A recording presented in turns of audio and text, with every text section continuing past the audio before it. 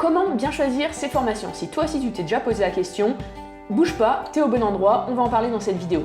Si c'est la première fois que tu me rencontres, je m'appelle Emma, j'ai 29 ans et depuis un peu plus d'un mois, j'ai démissionné de mon job pour me lancer dans une nouvelle aventure, créer ma propre boîte.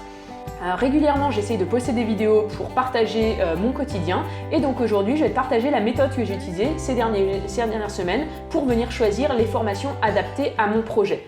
Donc, projet, mot super important. La première chose, la priorité numéro 1 que tu dois avoir quand tu détermines ton programme de formation, c'est quel est ton projet, quel est ton objectif, quel est ton but. Sans but, tu vas pas aller très loin. Souvent, en entreprise, on reprend cette image du bateau. Si un bateau n'a pas de cap, il va dériver au milieu de l'océan. Si un bateau a un cap, il va aller dans cette direction et il va tout faire pour garder ce cap. Là, c'est la même chose. Tu veux te former, oui, c'est cool, mais pourquoi? Quel est ton objectif? Derrière, la deuxième chose, c'est quelles sont les compétences que tu as besoin pour venir réaliser ces objectifs. Donc juste pour qu'on parle le même langage, je vais juste définir ce que c'est qu'une compétence. Une compétence, pour moi, c'est au carrefour entre trois choses, les savoirs, les savoir-faire et les savoir-être.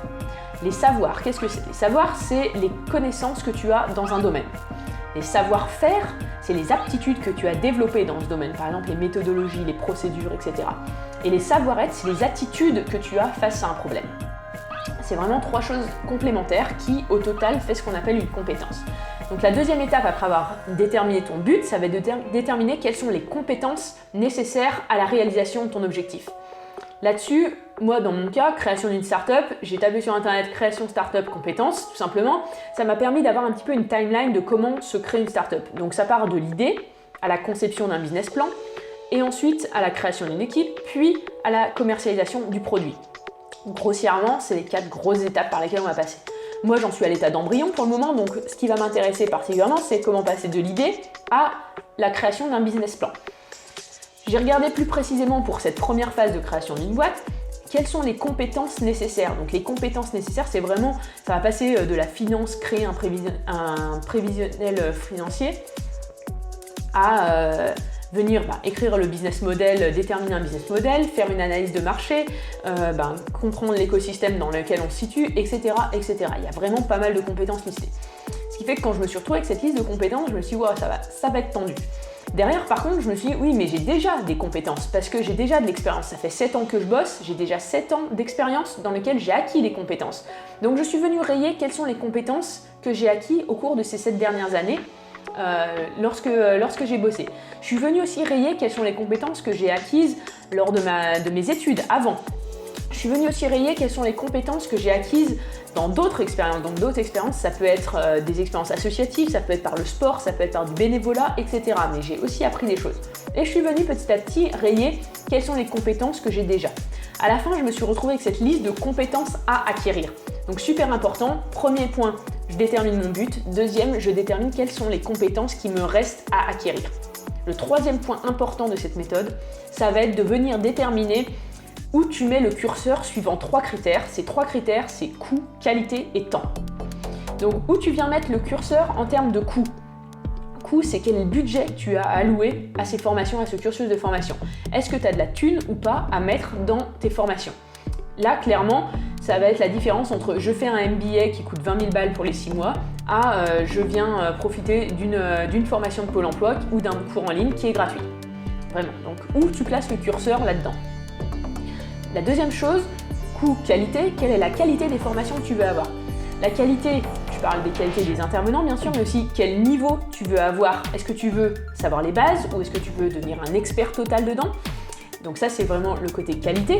Et derrière aussi, par qualité, j'entends le côté, est-ce que tu veux une formation diplômante? Est-ce que tu as besoin d'un certificat à la fin? Est-ce que c'est une ligne que tu as besoin de rajouter à son CV? Ou est-ce que c'est une compétence que tu as à acquérir, mais tu n'as pas besoin d'avoir une reconnaissance écrite que tu as cette compétence?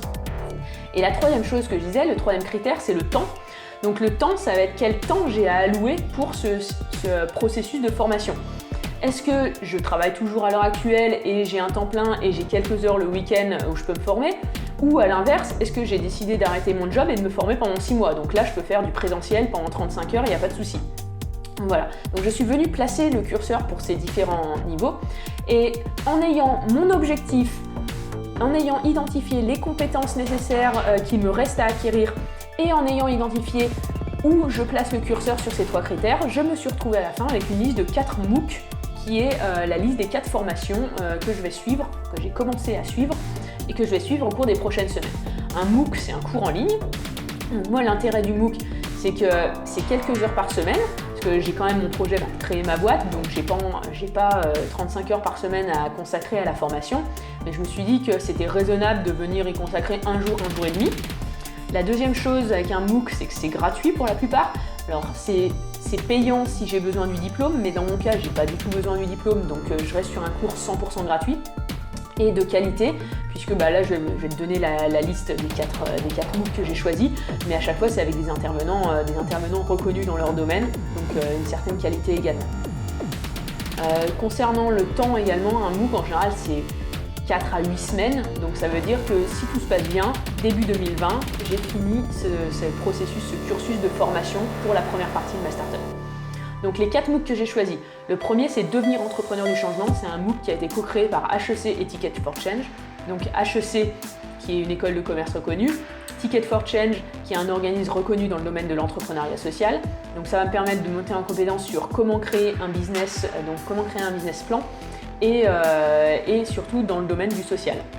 Le deuxième c'est Réussir le changement de l'ESSEC, donc l'ESSEC, école de business aussi reconnue. Le but là, ça va être de venir m'adapter au changement. Je sais qu'une startup doit souvent pivoter dans ses premiers mois et dans ses premières années.